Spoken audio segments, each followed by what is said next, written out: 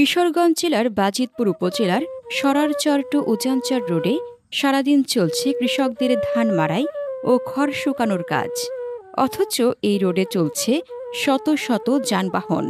এতে করে হতে পারে ছোট বড় মারাত্মক দুর্ঘটনা। নিয়মকানুনের তোয়াক্কা না করে চলছে খড় শুকানো ও খড়ের স্তূপ দেওয়ার কাজ। এই রাস্তাটি সংকুচিত হয়ে পড়েছে। রাস্তায় ধান উড়িয়ে পরিষ্কার করার ফলে বাতাসে ছড়িয়ে ছিটিয়ে যাচ্ছে ধুলাবালি ও ময়লা।